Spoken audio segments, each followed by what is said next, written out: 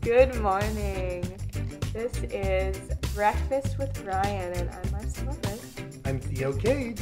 And today we listen to a Philosopher's Note by Brian Johnson, philosophersnote.com.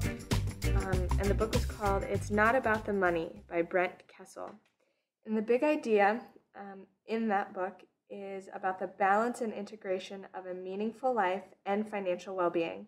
And so what I'm wondering is, how can we use that concept in our lives, Theo? Well, that's a good question because we have a number of different things we need to balance and integrate when we're thinking about having a joyful, meaningful life where we're energized to do what we want to do and stay with it over the long haul. At the same time, we have a number of different financial responsibilities like transportation, food, housing, medical expenses. And if you can have something that gives you joy every day to get up and do and work on, at the same time that it's providing you with sufficient income that you can have a lifestyle that you feel good in, then putting those two things together really works well.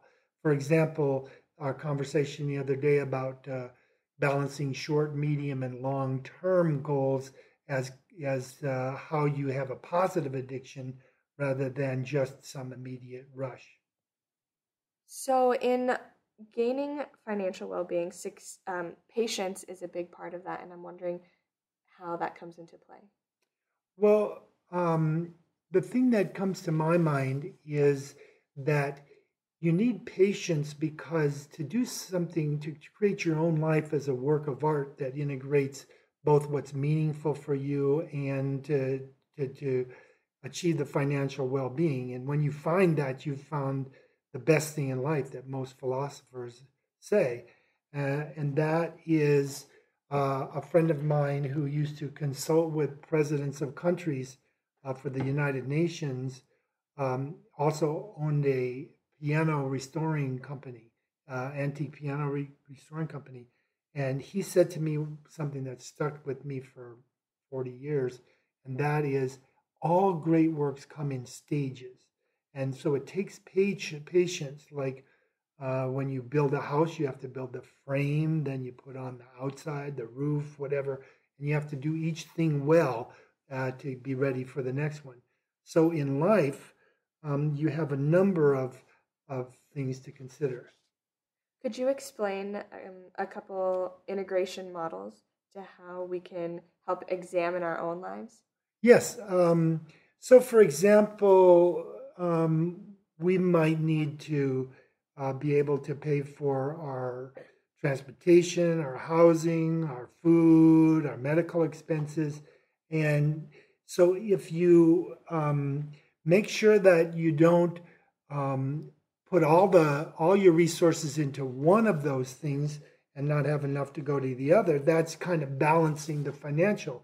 But also, if you integrate into that you're doing something to earn the income in a way that keeps you energized and wanting to grow and learning, then you will the patience it takes to build your way up in any given career, you'll do better in the long run than if you're doing something that you despise doing. The next model would be an expense to income model. What does that look like? Well, this is a game that I learned from Leonard Orr in a workshop that he did, Leonard Orr, the founder of Rebirthing. And he gave this idea that you could actually list all your expenses and then figure out a way to decrease or take them down to zero, or even in some cases make money. Like, for example, when Jude and I got together, we were looking for a place to live, and we found somebody who needed us to caretake a beautiful little ranch near where in California. And we had a great time doing that, and we didn't have to pay for our housing. So how can we use these models in life to gain financial independence, financial well-being, and get out of the rat race? Yeah, that's a good question too, because As you keep your expenses below your income, then you're able to do what you choose to do and be able to have the time affluence to pursue self-development. And for example, in your case, you're looking forward to a long-term possibility of working in the Peace Corps. So I remember Brian talking about how when we, in our decision making, when we only think about ourselves, like I'm going to buy this and it's going to benefit me, that it's destructive to your financial well-being, your health. And I was wondering what you thought about that. Right. In other words, he was saying when you think about others, that it energizes you more than when you just think about yourself. So making your life meaningful and purposeful by doing something that genuinely contributes, rather than just selfish. The paradox is you'll be more fulfilled and probably better off financially, both in the long run. So that's the integration and balanced idea. What it makes me think of is that when you practice that giving and contributing and benefiting others, your life kind of exponentially expands because you're going to get back all of those things that you're putting out.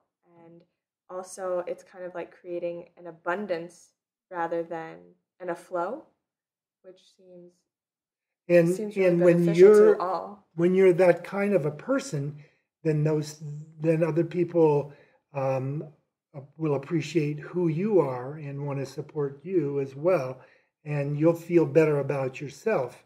So there's that you don't want to like overbalance that innocent archetype where you think it's going to automatically come to you. You want to take responsibility to take care of yourself.